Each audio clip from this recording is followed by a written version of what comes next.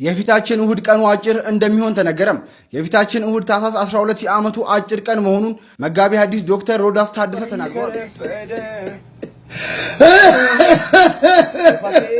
ሰላም ቤተሰቦቼ፣ ባሳለፍኩት የአንድ ዓመት ከ4 ወር እስር የተማርኩትን ልንገራችሁ። በህይወታችን ውስጥ ቅስፈታዊ አጋጣሚዎች ህይወታችንን ፈጽሞ ወደማንጠብቀው አቅጣጫ ሊከተል እንደሚችልና በህይወታችን ማስተራብነት ታሟል ተብሏል። ሰውነቴ እየመነመነ ነው የሄደው። ምን እንደሆነ አላቅም። አሁን መጓዝ አልችልም ብሎ ተኝቷል ነው የሚባለው። 12 የዓመቱ አጭር ቀን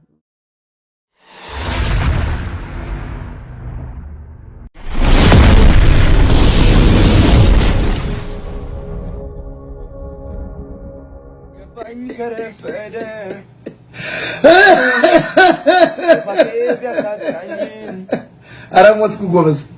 እኔማ በጣም ለሺህ ዓመት እድሜ ከረዘመ በጣም ብዙ መጽሐፎች ነው። ጥፋቴ ቢያሳጣኝም ዛሬ ትላንት አይደለም።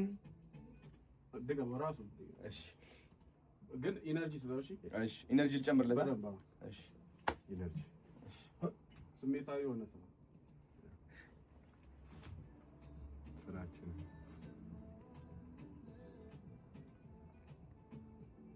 በደሌ እንዳጎደለኝ የገባኝ ከረፈደ ጥፋቴ ቢያሳጣኝም ዛሬ ትላንት አይደለም። አንድ ነገር እሺ፣ የበለጠ ጫው ልበል። አይ ስሜት ስጠው። ቃሉን ባታሰብ አሪፍ ነው። ስሜቱ ላይ ፎከስ አድርግ። እሺ፣ በደሌ ሰላም ቤተሰቦቼ፣ ባሳለፍኩት የአንድ ዓመት ከ4 ወር እስር የተማርኩትን ልንገራችሁ። በህይወታችን ውስጥ ቅስፈታዊ አጋጣሚዎች ህይወታችንን ፈጽሞ ወደማንጠብቀው አቅጣጫ ሊከተል እንደሚችልና በህይወታችን ውስጥ ያላስተዋልናቸው ነገሮች የህይወታችንን ዋጋ ሊያስከፍሉ እንደሚችሉ ፈጣሪ ይመስገን። አለማስተዋል ያስከፈለኝን ዋጋ በአንድ ዓመት ከ4 ወር እስር ታርሜ ወጥቻለሁ። ተሳስቼ ያስከፈውትን የኢትዮጵያ ዋልታ የሆነውን አየር መንገዳችንን እንዲሁም የአየር መንገዳችን ሰራተኞች እንዲሁም የጸጥታ አባላትን መላው የኢትዮጵያ ህዝብን እኔ ልጃችሁ እንደ ልጅ አጥፍቻለሁና እንደ ልጃችሁ አይታችሁ ይቅርታ እንድታደርጉልኝ ከልብ ጠይቃለሁ። በታሰርኩበትም ጊዜ ከምንም ነገር በላይ የኢትዮጵያን ህዝብ ፍቅር አይቼበታለሁ። ሁሉም ሰው እንደ ወንድሙ ነበር ሲያስብልኝ የነበረው። እናቶች እንደ ልጃቸው ነበር ሲጨነቁልኝ የነበረው። ከልብ አመሰግናለሁ። ተመላልሳችሁ ለጠይቃችሁኝ፣ በጸሎታችሁ ላሰባችሁኝ፣ ለተሳላችሁልኝ በጣም አመሰግናለሁ። አሁን ደግሞ ወጥቻለሁ። ከዚህ በኋላ ህዝቤንና ሀገሬን በሚጠቅም ስራ አመጣለሁ። በጣም ወዳችኋለሁ፣ አኮራችኋለሁ። ስለዚህ ማስተራብነት ታሟል ተብሏል። ሰውነቴ እየመነመነ ነው የሄደው። ምን እንደሆነ አላቅም። አሁን መጓዝ አልችልም ብሎ ተኝቷል ነው የሚባለው። እዚሁ ቃል የምገባው ማስተራብነት ሲመጣ ማንኛሽም ኢትዮጵያዊ በጣም መልካምና ቅን ሰው ስለሆነ 5 ሚሊዮን ኮይን ማውረድ አለብኝ። በቃ 5 ሚሊዮን በአንድ ሰዓት ውስጥ ታሪክ ስሩ። ኢትዮጵያኖች መልካም ሰዎች ነው ማለት ኦሮሞ፣ አማራ፣ ትግሬ አትበል። 5 ሚሊዮን ኮይን ነው ማስወርድለት። 5 ሚሊዮን በጣም መልካምና ደግ ሰው፣ በጣም ለሰው እያለ እሱ እግሩን ታሞ እንዲተሸማቆማ ከተኛ አልጋ ላይ ለምንድን ነው ማላዋጣል? እንደዚህ አይነት ደግ ሰው ለምን ያድዋ ትግሬ አይሆንም? አያገባኝም። እኔ ኦሮሞም ይምጣ እንዲህ አይነት ደግ የሚሰራ ሰው ትግሬ ምን እረዳለሁ፣ ረድቻለሁ። አምጣው። እኔ በቃ ምንም ክርክር የለም። እሁድ ቅዳሜ፣ አሁን ቅዳሜ ከምሽቱ 2 ሰዓት አምጣልኝ። የራሱ ፔጅ ክፈትና በራሱ እንትን ላይ ብለኔ አንድ ኮይን አልፈልግም። ስትመጡ ለማስተራብነት ነው አንበሳውን በሙሉ የምትወሩ 5 ሚሊዮን እንዲያውም አምጣው። ወደ ውጭ ሀገር ለምን አሜሪካ ይሆን እናሳክመዋል፣ ይታከማል። ለከና ሞጣ እንደሱ ያለውን ደብቀው መልካም ሰው አባረው። ግን እሱ መልካም ሰው ነው። የለመነው ለሌላቸው ነው። አጥቶ አይደለም። እሱ የተበሳቆለው ለሌላቸው ነው እንጂ አጥቶ አይደለም። ለራሱ ቢሆን ይከብራል፣ ይዘርፋል። ማን ያግደዋል? ዝርፍ። አንድ አባት ያንን ቀና ሰው ምን ገጠመው ብለው ጠየቁኝ። ማስተራብነትን የብዙዎች የእንባ አባሽ ቀና የሕይወት መንገድ የሆነን ሰው ሁላችን በንጹሕ ልብ በጸሎት እናስበው። እኔ እላለሁ እንደ ዓለም የሰው ልጅን ልብ ገዝተሃል። ይህን ሁሉ የሚያይ ጌታ ደግሞ አለ። እግዚአብሔር ጨርሶ ይማርህ። ከጎንህ ነን ማስተር። ኦርቶዶክሱኛ መሞት እፈልጋለሁ። ማርያምን ከምከዳ ይሄ መሬት ከድቶ ገሃነም ቢበላ የዓመቱ አጭር ቀን ይገርም ማለት ነው። ታኅሳስ 12 የዓመቱ አጭር ቀን እስቲ እንዴት እንደሆነ እንመልከት። እንግዲህ በሌላው ዓለም ዲሴምበር 21 ወይም 22 23 የሚሆንበት አጋጣሚ አለ እና ፀሐይ በፍኖተ ፀሐይ ወይም በፀሐይ ጎዳና ወይም በኤክሊፕቲክ መስመር በሰማያዊው ሉል ላይ ወደ ደቡብ አቅጣጫ መጓዛን የምታቆምበት ዕለት ነው። ዊንተር ሶልስቲስ ይባላል። ይህ ዕለት እንግዲህ በሰሜናዊ ንፍቀ ክበብ ክረምት ይጀምራል። በጣም ጭጋግ በረዶ ያለበት ነው፣ በተለይ በአውሮፓው። በተጨማሪ ወቅት የሰሜናዊ ንፍቀ ክበብ ሌሊቱ ይረዝማል። የቀኑ ርዝማኔ ደግሞ ከ12 ሰዓት በታች የሚሆንበት ጊዜ ነው። ለዚህ ነው ፈረንጆቹ አብዛኛውን ጊዜ ሰዓት ወደ ማስተካከል ይሄዳሉ፣ ምክንያቱም በጣም ለማመጣጠን ሲሉ። እኛ ግን ብዙም ችግር የለብንም፣ ምክንያቱም ምድረ ወገብ አካባቢ ስለሆነ ብዙ ልዩነቱ ስለማይታይ። በተጨማሪም ወቅቱ የደቡብ ንፍቀ ክበብ ወደ ፀሐይ ያጋደለበት ከአርክቲክ መስመር ጀምሮ ወደ ሰሜን ክፍል ያለው ክፍል ቢያንስ ለአንድ ቀን ፀሐይ የማትወጣበት ነው። እኔም ሄጄ ለማየት ሞክሬያለሁ እና በጣም ያስፈራል ጨለማው። እንዲሁም ፀሐይ በደቡብ ምስራቅ ወጥታ በደቡብ ምዕራብ የምትጠልቅበት ወቅት ነው እና የገና ጀንበር ይባላል። በጣም አጭር ነው ማለት ነው። በቃ ቶሎ ይመሻል። እኛ ጋር እንደውም ልዩነቱ ብዙ አይታይም። በሌላው ዓለም ግን በተለይ በሰሜን ንፍቀ ክበብ ወደ አውሮፓ ብትሄዱ በቃ ኦልሞስት 9 ሰዓት አካባቢ ጨልሟል በኢትዮጵያ አቆጣጠር። እኛ ትንሽ እስከ 12 ምናምን ጉዳይ ድረስ ፈቅላል። ያ ግን 9 ሰዓት ድቅቅ ያለ ጨለማ ነው እና በጣም ይገርማል። ይሄን ሄጄም ለማየት ለማረጋገጥ ችያለሁ። እንግዲህ የገና ጀንበር ስናይ ፀሐይ ስንት ሰዓት ትወጣለች፣ የሰኔን ጀንበር ፀሐይ ስንት ሰዓት ትወጣለች፣ ስንት ሰዓት ትጠልቃለች የሚለውን ለማየት ታኅሳስ 12 2014 ዓመተ ምህረት በኢትዮጵያ ማለት ነው። በኢትዮጵያ ፀሐይ 12 ሰዓት ከ35 በፈረንጆቹ 6 ከ35 ማለት ነው። በእኛ ግን 12 ሰዓት ከ35 ደቂቃ ላይ ፀሐይ በምስራቅ አድማስ መውጣት ትጀምራለች። ልክ 12 ከ11 ላይ ትጠልቃለች። 12 ከ11 ላይ ትጠልቃለች። 12 ከ35 ላይ ትወጣለች። የፀሐይ መውጣት 12 ከ35፣ የፀሐይ መጥለቅ ደግሞ 12 ሰዓት ከ11 ላይ ይሆናል ማለት ነው። ወደ ሰኔ ስትመጡ ግን በጣም ይገርማል። 12 ሰዓት ከ7 ላይ ነው የምትወጣው። ልክ ሰኔ 14 እንግዲህ በሰላም ያደርሰን 2014 12 ሰዓት ከ7 ላይ ነው የምትወጣው። አሁን ግን የወጣችው 12 ሰዓት ከ35 ማለት ለአንድ 25 ጉዳይ ነው ፀሐይን ያየናት። በዛ ደግሞ ሰኔ 14 ስትሄዱ ግን 12 ሰዓት ከ10 ላይ ፀሐይ መውጣት ትጀምራለች። ልዩነቱ የምትጠልቀው ደግሞ 12 ከ46 10 ጉዳይ ለአንድ አካባቢ ነው ሰኔ 14 የምትጠልቀው። ስለዚህ ልዩነቱን ቢያንስ የሰኔ ጀንበርና የታኅሳስ ጀንበር ማየት ትችላላችሁ። በጣም ከማረሳቸውና ከመወዳቸው ትምህርቶች መካከል ሊቀ ሊቃውንት አቡሻህር ሲያስተምሩኝ ሰንጠረዥ ላይ የታኅሳስ ለባሕቲቱ ሰኔ ለባሕቲቱ ተብለን ተምረናል። የታኅሳስ ሰንጠረዥ ለብቻው ነው የሚሰራው፣ የሰኔ ሰንጠረዥም ለብቻው ነው የሚሰራው። ይሄ በጣም ይገርመኛል። ታኅሳስ ለብቻው ሰንጠረዡ ይሰራል፣ ሰኔም ለብቻው ይሰራል። ምክንያቱም የታኅሳስ ጀንበር አጭር ነው፣ የሰኔ ጀንበር ረጅም ስለሆነ ይሄም ከማረሳቸው ትምህርቶቼ ናቸው። ግን የሚገርመኝ በአመቱ አጭር ቀንና በአመቱ ረጅም ቀን ትልቅ ነገሮች ላለፉት 2 ዓመታት ተካሂደዋል። በጣም ሳስባቸው ይገርመኛል። የመጀመሪያው ታስታውሱ እንደሆነ 2012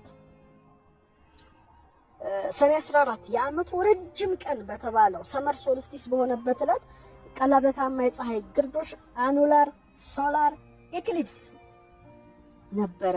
ትዝላችኋል? ላሊበላ ቆይታዬ እጅግ የሚገርም ጊዜ ነበረ። እሳታማ ቀለበት ፀሐይ ሰርታ ሪንግ ኦፍ ፋየር እሳታማ ቀለበቷን በሰማይ ላይ ያየንበት እጅግ አስገራሚ ዕለት ነውና የማያ ካሌንደርም ያበቃለት ቀን ነው። በቃ 2012 ላይ ተጠናቀቀ የማያ ካሌንደርና ዘ ቢጊኒንግ ኦፍ ዘ ኒው ኢራ የአዲስ ዘመን ጅማሮ ያኔ እንግዲህ በስፋት በዩቲዩብ ላይ ሰርተነዋል። ወደ ኋላ መለስ ብላችሁ ተመልከቱትና አዲስ ዘመን የተጀመረበት ነው። ለምሳሌ በቱቦ ውስጥ የሚያልፍ ሰው ከአንዱ ቱቦ ወደ አንዱ ቱቦ ወይም ከአንዱ ቦታ ወደ አንዱ ቦታ እንደ ፖርታል ሲያልፍ በጣም ብዙ ይጋጋጣል፣ ብዙ ልፋት አለው እዛ እስኪወጣ ድረስና ከዛ በኋላ ዓለማችን በጣም በኮቪዱም በኢኮኖሚውም በጦርነቱም በፖለቲካው መዋዠቅ የጀመረችበት ነው። ከዛ በኋላ ያለውን ክስተት ብዙዎቻችሁ እንደምታስተውሉት ሙሉ እምነት አለኝ እና የዓመቱ በጣም ረጅም ቀን ሆኖ አለፈ። በዚህ ስንደነቅ ደግሞ 2013 ዊንተር ሶልስቲስ የዓመቱ አጭር ቀን ላይ ጁፒተር እና ሳተርን በ0.1 ዲግሪ ተቀራርበው በዚህ ደረጃ እንደዚህ ተቀራርበው በጣም የታዩበት ጊዜ በጣም ሩቅ ነው እና በጣም ከመጠጋጋቸው ተነሳ በመካከላቸው ያለው ርቀት 6 ወደ አርክ ሚኒት ወይም 0.1 ዲግሪ ነበረ። ይኸውም የጨረቃን ዲያሜትር 1/5ኛ በሆነ ልዩነት ርቀት ሁለቱ ፕላኔቶች በአይፒ ስናይል በእይታ በስነ ፈለኩ ሳይንስ ነው ያቀረብኩት። ሁለቱ ፕላኔቶች ተጠጋግተው ነው። ይሄ እንግዲህ የሆነው በ1623 ከተከሰተው ግጥጥሞች በኋላ እንግዲህ ጁፒተርና ሳተርን በዚህ ደረጃ የተቀራረቡበት ነበረ። ከዚህ በኋላ እንግዲህ ሁለቱ ፕላኔቶች ግጥጥሞች ወይም ጽምረታቸው እንደ ጎርጎሮሳዊ የዘመን ቀመር በ2040 ነው። ቀጥሎ የጁፒተርና የሳተርን ኮንጀንክሽን በ2060 በየ20 ዓመቱ ነው።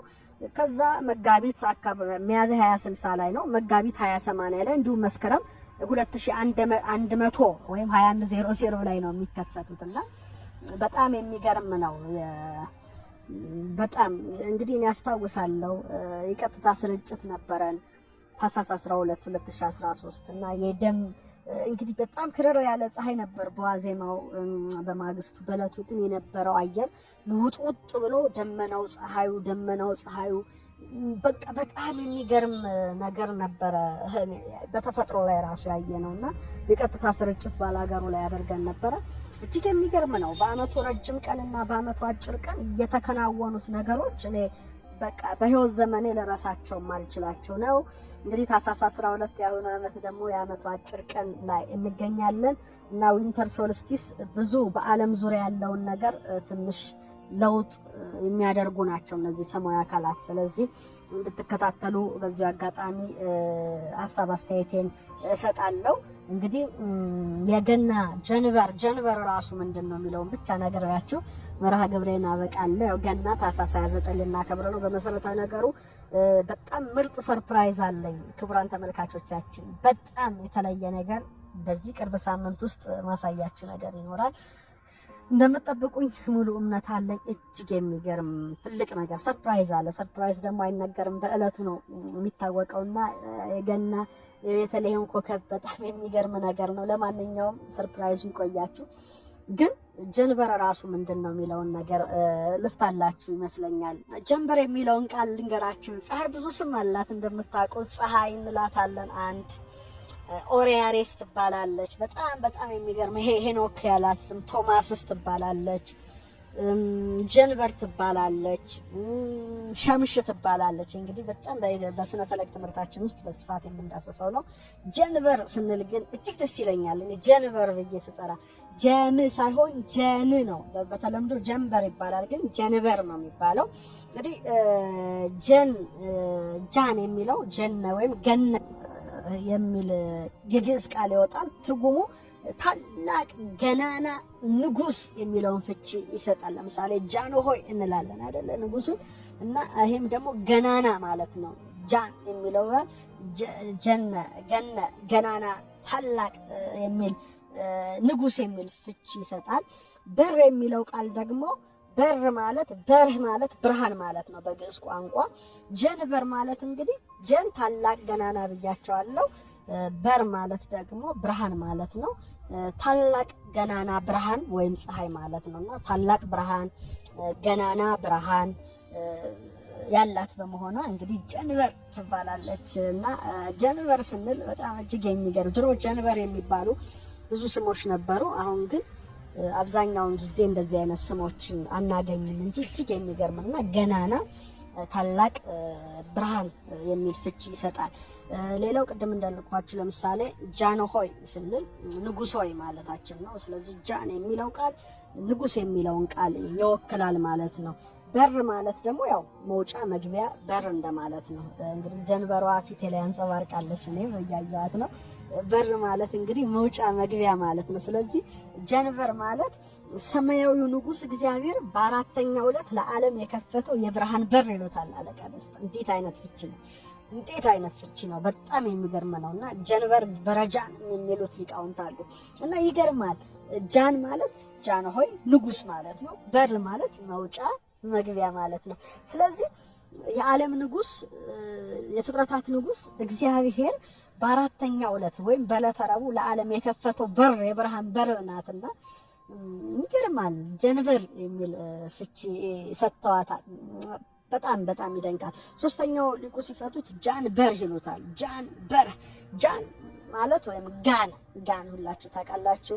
እንስራ አለ፣ ከእንስራ ደግሞ ከፍ የሚል ጋን አለ። ትልቅ ከሸክላ እቃዎች ነው፣ ይበልጣል፣ ግዙፍ ነው፣ ገናና ነው። እንስራ አብዛኛውን ጊዜ ለውሃ፣ ጋን ደግሞ ለጠላ መጥመቂያ ምናምን እናገለግልበት። ከሸክላዎች በጣም ትልቁና ግዙፉ ያው እንደምታውቁት ጋን ነው፣ ከሸክላ እቃዎች ይበልጣል። በር ማለት ያው እንደምታውቁት በር ማለት ብርሃን ማለት ነው። ስለዚህ የብርሃን ጋን በጣም ይገርማል። የብርሃን ጋን ማለት ነው። የብርሃን ጋን ምናችን ፀሐያችን በጣም ግዙፍ ግዝፈቷን ብዙዎቻችሁ የምታውቁት እውነት ነውና እቺ ግዙፍ አካልን እንግዲህ በረጃን ወይም ጀንበር በማለት ስም አውጥተውላታል። እንግዲህ የብርሃን ጋን ሲሏት ግዝፈቷን ነው የምናየው።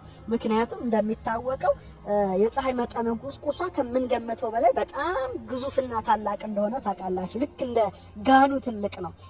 ይኸውም የስርዓተ ፀሐይ 99% መጠነ ቁስ የተያዘው ያው በእርሷ በፀሐይ ነው ማለት እንችላለን። ፕላኔቶች ሁሉ ተደምረው የእርሷን 0.1% ብቻ ነው የሚሆኑት። ያው መጠነ ቁሷም ከመሬት ጋር ብናወዳደረው የመሬትን 300,000 ጊዜ እጥፍ ነው። ምን ያህል ግዙፍ እንደሆነች በእውነት ማወቅ መረዳት ይገባናል። እንግዲህ ቢያንስ በአንድ ቅጽበት እንኳን ሴኮንድ 3.9 ሲባዛ 10 ርቢ 26 ጁል ጉልበት ነው ፀሐይ የምታመነጨው። ይህ ቁጥር በጣም በጣም ብዙ እንደሆነ ሁላችሁ ታውቁታላችሁ። በቅጽበት በሴኮንድ ማለት ነው 600 ሚሊዮን ቶን ሃይድሮጅን ወደ ሂሊየም ነው የምትቀይረው። እንግዲህ ቢያንስ ወደ 100 ሚሊዮን ኒኩለር ቦምብ ማለት ነው መጠኑ። ይከብዳል 100 ሚሊዮን ኒኩለር ቦምብ እና እንግዲህ ፀሐያችን ለ6 ሴኮንድ ብቻ የምታወጣው ጉልበት እንኳን ቢሰበሰብ የመሬትን ውቅያኖስ ውሃ ሁሉ ማተነን ይችላል።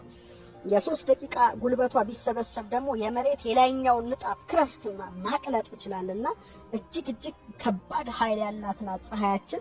ስለዚህ የብርሃን ጋን ሲሏት እንግዲህ ጀንበር ብለው ሰይመዋታል ኢትዮጵያውያን። እንግዲህ የገና ጀንበር አጭር ነው፣ አሁን እየጠለቀ እንገኛለን። ክቡራና ክቡራት እንግዲህ ይህን የመሰለ መርሃ ግብር ይዤላችሁ ቀርብ ያለው። ስለዚህ በተለይ ታኅሳስ 12 የዓመቱን አጭር ቀን የፊታችን እሁድ ቀኑ አጭር እንደሚሆን ተነገረም። የፊታችን እሁድ ታኅሳስ 12 የዓመቱ አጭር ቀን መሆኑን መጋቢ ሐዲስ ዶክተር ሮዳስ ታደሰ ተናግረዋል። ቀኑም አጭር የሆነበትን ምክንያት ሲያስረዱ ፀሐይ በምትዞርበት ወደ ደቡብ አቅጣጫ መሄድ የምታቆሙበት ቀን እንደሆነና በሀገራችንም አጠራር የገና ጀንበር ተብሎ የሚጠራው ይህ ክስተት ቀኑ ከ12 ሰዓት በታች መሆኑና በአንዳንድ ሀገራት ላይ ከቀኑ 9 ሰዓት አካባቢ ጨለማ የሚሆን ሲሆን